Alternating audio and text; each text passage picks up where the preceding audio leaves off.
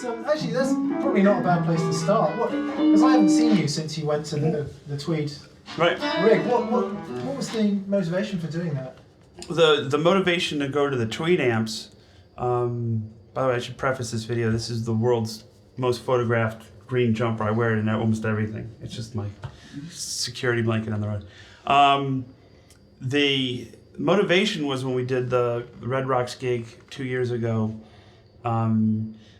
doing the Howlin' Wolf Muddy Waters catalog. And I decided about a month or two before, I've always collected Tweed amps and used them and enjoyed. And I said, I gotta do this gig right. I can't just ram the Silver Jubilees up there and, the Dumbles. And I had this whole big cacophony of thing at the time and 4 amps. And I just, wasn't so pleased with my sound at the moment at that time. And I just decided that to do the blues thing right, I was going to have to go real stripped down like a Fender amp rig. So I put together a couple high-powered twins, which are the ones that are up there in the video. And I bought one twin from Steven Seagal, the actor. Oh, okay. And I bought one twin, and then the other twin that's in better condition used to belong to Tony Dunning, the guitar player for Brian Poole and the Tremolos. And it was the very first Tweed Fender high-powered twin to be imported into the UK. So when I got it, it had a radio spares transformer mounted in the bottom of it. They had sent it over to Rose Morris, and they mounted this thing to the bottom where a 110 amp came into the step down and into the wall. And I had it converted back to Fullerton spec, and I've used it ever since. And then the two Basemans kind of cut the sound a little bit. They're a little more compressed and they're a little more distorted, because if you just use the two twins, it gets pretty honest up there. And there's a symbiotic relationship with the rig from the outside in, that it was just this magic day. I thought we were going to be there all day trying to not electrocute ourselves. The first attempt plugging it in, we plugged it in, and it just was in phase. It was perfect, and it didn't buzz so bad. And I picked up a Les Paul, and it just was like that scene out of the Back to the Future. This thing just exploded, and I said, now we got something. And then it was just about getting the right speaker combination. Generally, I'm finding that Celestians and the Tweed Fenders are the best combination, both for reliability and sonically. They give you a mid-range that the Jensens or any of the more like the Eminent speakers or any of the more American-ish speakers tend to get a little bit too hi-fi. Where the Celestion 80 watts and the Twins have to do this very nice creamy thing. And I kind of nicked that idea from Keith Richards, and that's what I think he uses in his amps. So it was just like, and I've used it ever since. I just sold the Dumbles, sold all of them, and it's closer to the sound that I want in my head right now. And there's no pedals. There's a boost called an overrated special, and then there's a wah-wah pedal, and there's no pedal board. There's no pedal power. There's no nothing. There's 2 batteries. And it's so liberating to be able to figure out that a lot of the sound, comes from your hands. So I went from being addicted to the DD3 to cold turkey. There is no more effects, except the ones I can create with the guitar. And so the amps clean up when you turn the volume down. It's just where you need it to be. Yeah, they clean up great. They roar when they have to. And I figured it out when we did the Muddy Wolf show at Red Rocks. The last set of tunes was off of my solo record. So we were doing John Henry, we were doing Love Ain't a Love Song, the usual suspects, Slow Gin. And the sound was so heavy with the tweeds. I said, I could use this thing for a heavy metal gig. I could join Slayer with this amp. And it was really eye-opening.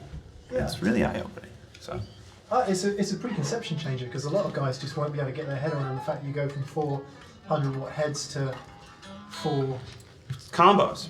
40 to 80 watt combos, and well, it sounds just as big to my ears. The thing is too, it's like you just, as a player, you have to challenge yourself to do something different. You can't just plug in, it can't just be set and forget where you just plug in the same backline time and time again and it sounds the same. And I think my playing is improved for economizing and paring it down to what I've been using lately. And you know, the odd chance where you do a club gig, you know, like at Mr. Kip's, I just used one twin and it was great. If I can get away with one twin out there, I would, but the stages are a little bit big for that. You know, you still need to get a proportional amount of headroom per space. Like in this little dressing room, I'm using a Fender Champ, and the Champ, feeling pain, it's so loud, you know, but it's a small space. Now, if we had an 80-watt twin in here, it'd be deafening. But out on the big stage, 2 80-watt twins and 2 basements, even with the wedges, sometimes gets overwhelmed it's just how much air you have to move depending on the space. So. And you mentioned about your playing. Has the change in sound had a knock-on effect to your playing, or are you just in the same space that you were? I tend to play more passionately, I think, without the help.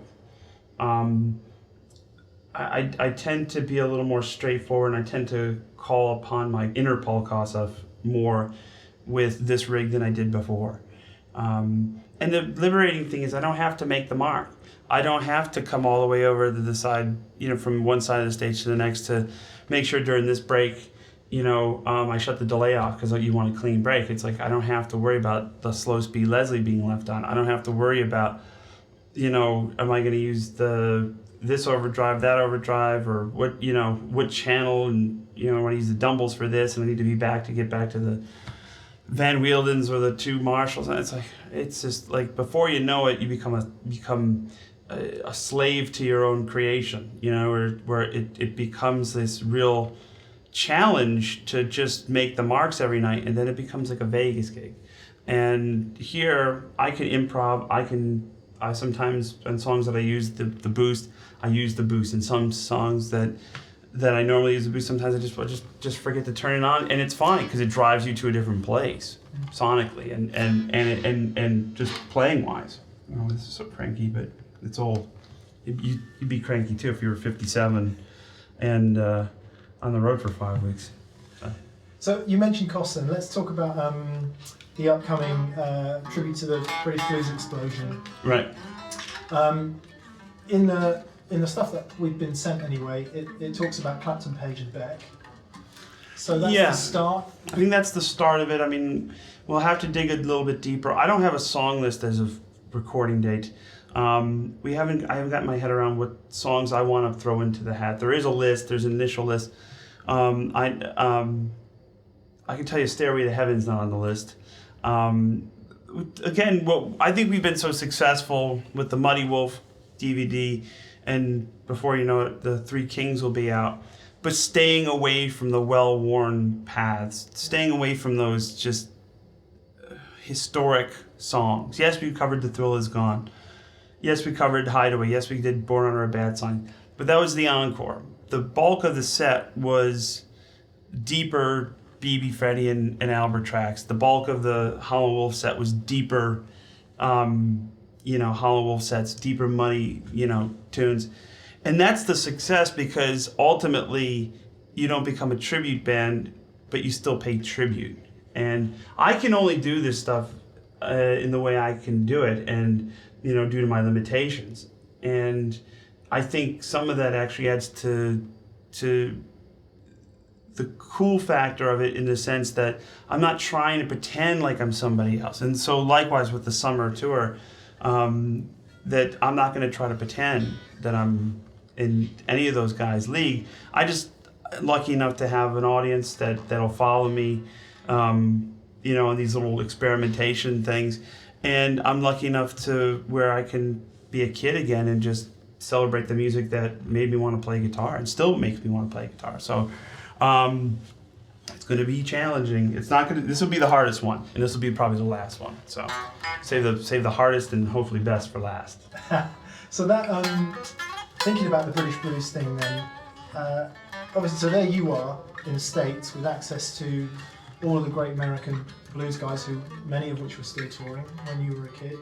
the British blues thing was kind of done and gone. Right. So what was your access to it? How did you come across? Well, my father had a great record collection, but he was also a big fan of like John Mayall, and he was a big fan of the Jeff Beck Group and Clapton and of course Led Zeppelin. And oddly enough, one of my favorite John Mayall records, Blues from Laurel Canyon, was made and recorded literally a few blocks from where I live right now. And it's a interesting kind of full circle that the British blues really grabbed me before the American stuff, and then ultimately the American stuff really kind of took shape, and I really enjoyed, going back and discovering Robert Johnson, but through the gateway of Eric Clapton, and going back and discovering, Willie Dixon through the gateway of Jimmy Page, and so on and so forth. I love those versions of like Ain't Superstitious that Jeff Beck Group did. It was like it had such swagger, and they were making early hard rock records, but they were all blues, intrinsically all blues songs. Well, that was the beginnings of arena rock. Cream was playing arenas, where Albert King was playing clubs, and oddly enough, Cream was doing Albert King songs. They were doing Born Under a Bad Sign. Well, you could go see Albert play in a club in Dallas, where to go see Cream, you had to go see him at the arena. And isn't it always the case, though? I mean, like, societies tend to eat their own and then celebrate the ones that come from afar, even though it's, like I'm a perfect example of that. I come from America playing British blues, and one of the first places that ever embraced me as an artist was the UK. And even though the homegrown talent here is tremendous, and that was, it's the real great irony that you just never know what's going to connect and what's not going to connect. But it's also, a testament to the ones that figure it out, and it's also a testament to the ones that stick to their guns and say, I don't care if I play clubs all the rest of my life. This is my idealistic way of approaching things. So if I say to you Clapton, then does your brain go to a certain place? Does a certain position on the fingerboard open itself up to you? Do you? Well, again,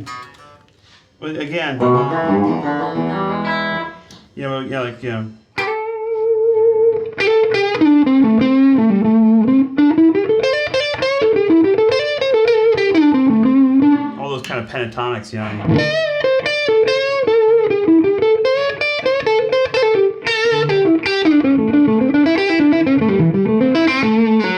and he always says, he was a classic example of a guy just plugged straight into a couple of stacks and was able to get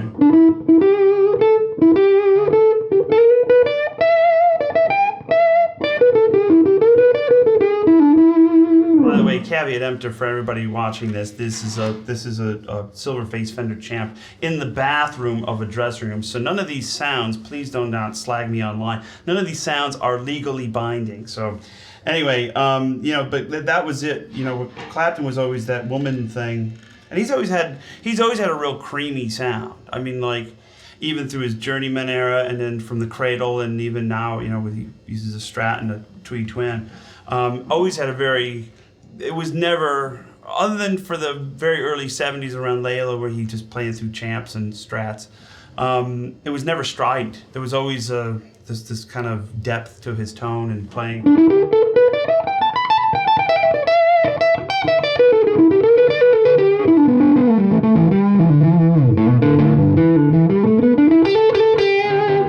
So that's kind of how he did it. If you want to talk about Beck, for me, when I first heard Jeff Beck, this is what I heard. And he was so angry. You could tell the guy was just so angry.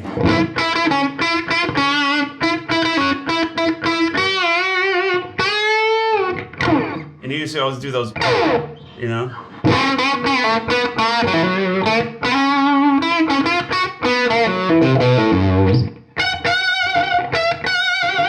And it just had it, and it was like this, like he took the Les Paul, and he sounded like he wanted to ram the freaking headstock through the front end of the amp, like almost like Pete Townsend, but he's always sounded angry. And I've met him a couple of times. He's a very nice man.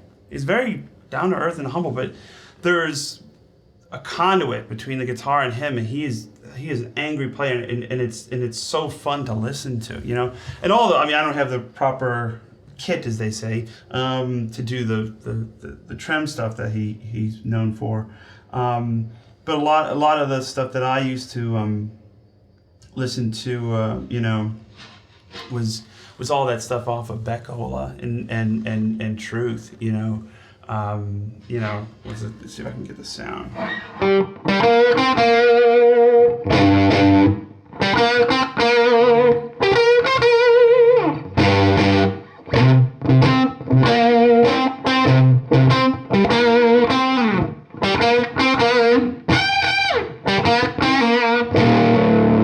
And it's all that kind of really angry, very hoarse-sounding guitar playing that went magically with a very hoarse-sounding Rod Stewart and Mick Waller and Nicky Hopkins and the great Ronnie Wood on bass, who arguably, in my mind, I'm more of a fan of his bass playing than his guitar playing, and he's a great guitar player. So that was a perfect blues rock band, at that time, '68. And by the way, Jeff Beck is the only person in the history of the Woodstock Festival to cancel it not once but twice. He canceled it in '69 and '99, 30 years apart. There's your fun fact of the day. If you want to talk about Page always had that kind of, I don't have my other one has a better in and out of phase thing, but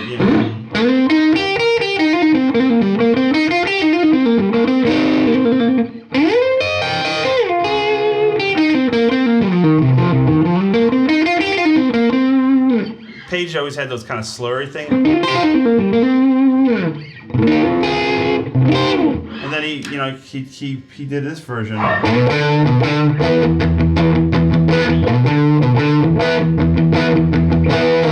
And his sound was always brighter than the other two. I think by design, he, coming out of being a telly player in the Yardbirds in the early stages of the new Yardbirds when it became Led Zeppelin. He was playing the Telecaster, which was arguably much more strident guitar. So I think when he got the Les Paul from Joe Walsh, his ears were already, I can't speak for him, but I would assume that it was, it's just how he hears it. And Page arguably is the toughest to kind of copy the sound. I mean, I'm a tribute guitar player, but he had these kind of wacky slurs and things that he would do, and it's, in some circles it is argued that he was not a very accurate player. I disagree. He's intrinsically very consistent, so that's not a question of accuracy, that's just how he plays. And it's one of the hardest things to do is copy those idiosyncrasies in his playing. So much so that I'm not going to bother even attempting online. And what about Peter Green? Will you get into Peter Green at all? I'm sure we will, And, Peter, speaking of Fender amps, most of the classic burst tone is discussed as a 59 Les Paul through a Marshall stack, and that's quote unquote the classic burst tone. In a lot of cases that is. But if you listen to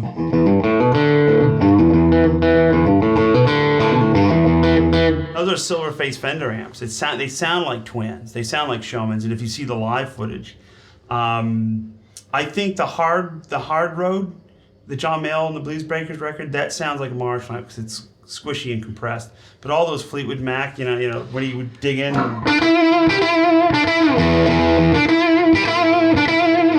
Marshalls don't stay that tight when you dig into the G string. It almost sets it off. If you ever mess with a compressor and put it over to like 16-1, it just squishes. Where Fender amps, the Class AB thing, always stayed more.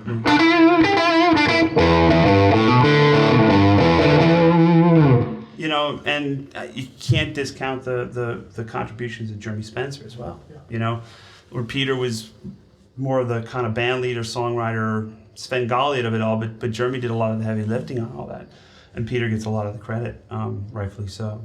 And you know, I mean, you have to talk about Alexis Corner. You have to talk about you know, was it Long John Baldry and all those guys that kind of, you know, I don't know how in depth we're going to get into the catalog of like Alexis Corner and all that, because most of the songs that they did was mostly cover material. They were doing Little Red Rooster, and they were really, you know, getting into that. So ultimately, I'd like to pick from the best. Ultimately, I just like to play the music that means the most to me, and you know, yeah.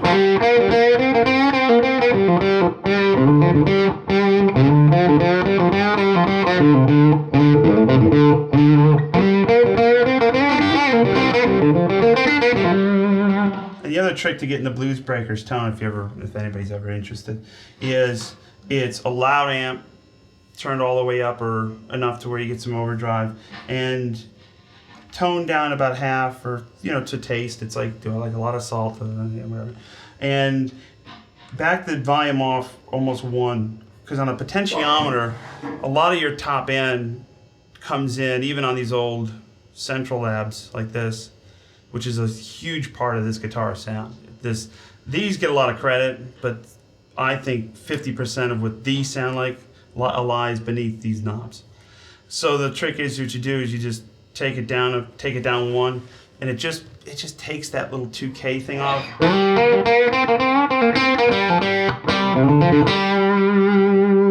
There you go. There's that section one.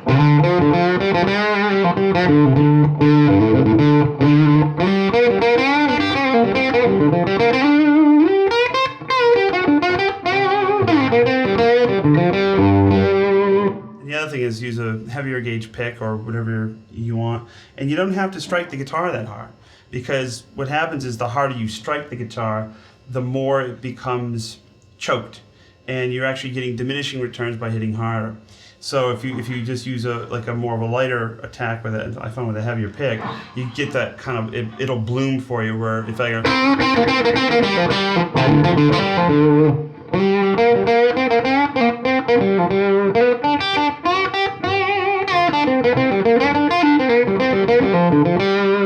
don't know if you can hear it at home, but it discernibly gets less bright, and it gets more like what you heard on the record in 1966. See, this is all stuff you don't want to discuss while on a date with a girl, because that means you're not going to get a second one, ladies and gentlemen. Want to talk? Hey, honey, you want to talk about Central Labs? Sprague versus Astron? Huh? You want to talk about that stuff? KT 66s or 88s? What do you want? Check, please. That's amazing. It's counterintuitive. What you're saying about the Well, just even acoustically. Yeah. Hear how it chokes? Don't watch. You hear it all, and that's true with any instrument. You can overplay it, and my kryptonite is no headroom on the amp, low volume, and too much overdrive and too much compression. That's my kryptonite, because all the techniques and stuff that I kind of learned by listening to these records completely gets negated with a low volume, highly distorted, highly compressed amp, because there's nowhere to go. The guitar doesn't clean up, you know, and that's why I don't use the in-ear monitors anymore, because ultimately what I was having to do is turn them up so loud to get any kind of resistance from the guitar that it was actually blowing my ears out. And an amp needs to be turned to get these classic sounds. Now, if you're looking for modern sounds, that's you don't come poking around here asking me. The more modern stuff is definitely, I mean, hell, they're even MIDIing to Pro Tools. I heard a story the other day, a friend of mine playing with a very notable act, that you program the Kemper or the Fractal, then you plug the MIDI cable into the Fractal, and all your changes, your pedal changes and your sound changes come through the Pro Tools rig that's running the entire show. that's a land I don't want to ever see. But that's reality for a lot of people. For me, it's about a more of an old school approach, which is learning the instrument, knowing what an instrument can do, and it doesn't need to be a $300,000 or $400,000 Les Paul. You can do this with a Les Paul $500 Les Paul Studio or an Epiphone.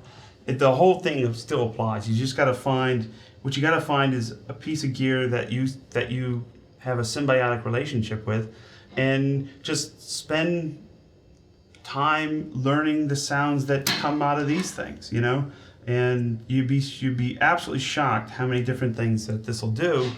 You can play jazz, but in this couple of moves, you got the momentum.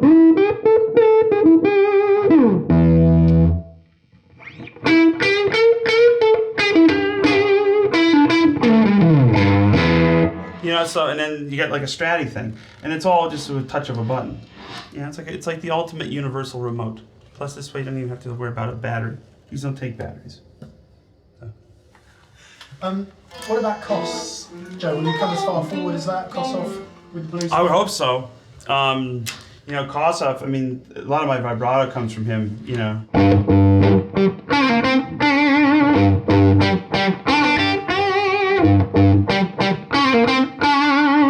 He had that great,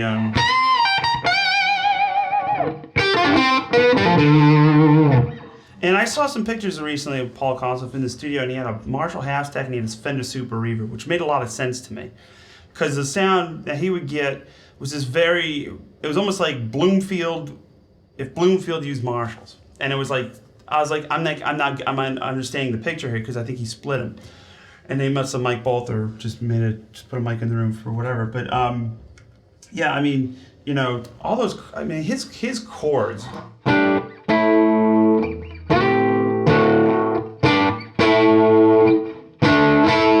That's the first time I learned those chords.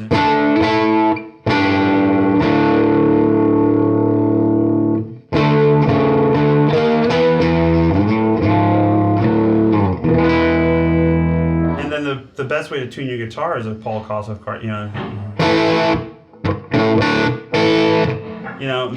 it's just a thing with the 5 and the octave on the top.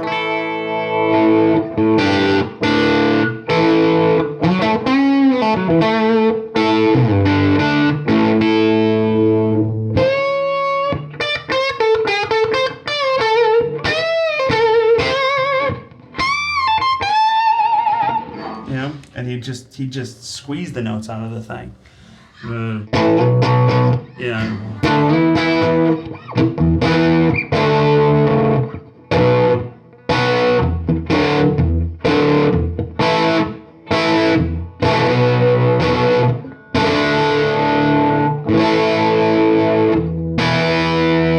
There's another Kossoff thing I nicked watching him on the very. There's a few good videos, especially in some TV stuff, and he's got a couple of orange half stacks or whatever. One orange half stack, 2 cabinet. His E chords, the way he would mute strings just inadvertently, I think it was intrinsically in his DNA. Instead of playing an E chord, he'd play an E chord. Same thing, but you eliminate the major third, and then what you do is with your ring finger, you're muting that G string. So it's just nothing but root 5, root 5, root 5. And the power of those chords, it's like he really had this beautiful technique, and his tuning was always in an era before Big Ben's nut sauce and snarks and where they're tuning with their ears and pianos. Between Andy Fraser and Paul Kossoff, they were just brilliantly in tune as far as a band, and the bass kind of added the root 5 on the lower side, and between both of them made this gigantic sound in standard tuning. So I wonder if the leaving out the major third thing was an intonation issue. Probably, because that can sound out of tune quite quickly. Yeah. And it's like people who play bar chords, who plays them like this anymore?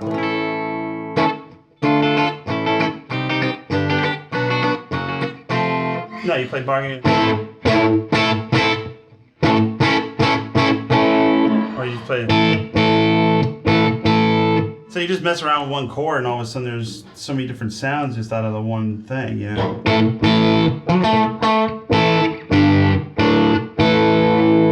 And, you know, that's the fun about guitar is getting some control over your chords, getting some control over your tuning because, and I go through this all the time, I mean, Michael Rhodes and I talk about it pretty much at length, is there's no worse feeling on stage or in the studio when you know you're just slightly out of tune.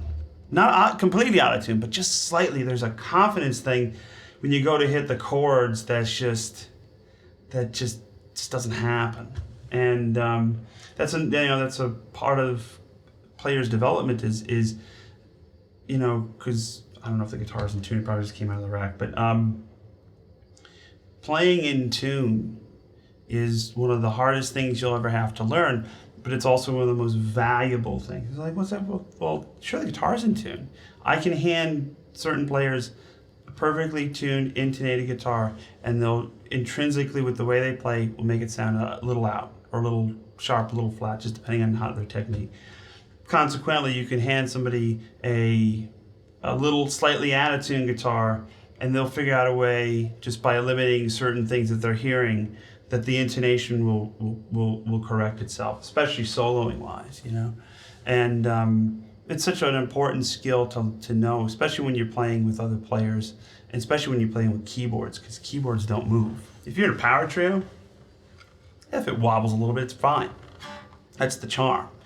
But when you're playing with keys and horns, oh man, that's a bad feeling. It's like a tuning fork that just, it's like, whoa.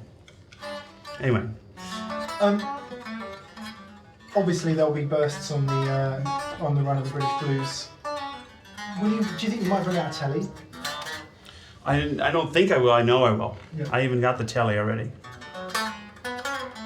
And you know me, I'll have the right stuff. I can't do it with the wrong stuff.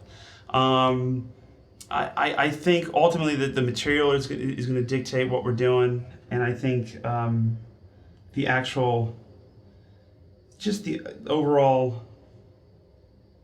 how I really want to say, you know, how I want it to come across. You know, you want it to come across authentic, but you also want to put your own stamp on it. You know, I will say this though, my goal is to have at least one Marshall stack with an inverted top cabinet. Whether that top cabinet's on, you got to do it just for the Beck thing. You mentioned that you've already got the telly. Would that be a rosewood board telly or a... Yeah, I mean the one I was planning on using is a 63. You could use a maple neck, but to be more authentic to what they were doing back in those days, a 63 would be more preferable because it was ash body with a non-slab neck, which is I think what Page had, and even even early Yardbirds you see Eric Clapton with a telly, and yeah, that's there'll be a telly, there'll be, I don't know, just there'll be stuff. I don't know if there'll be a flying V. I don't think we need a flying V. This one. Last year I did with Albert King. You need a flying V for that. You have to do the Dave Davis thing with the arm through the... But you know that was the intended that was the intended use of a flying V. That's what they did. It was supposed to be for country and western guys that, you know, they hold them like this, and there's your flying V. And by the way, it's the most uncomfortable thing in the world to play a flying V like that. So, geez.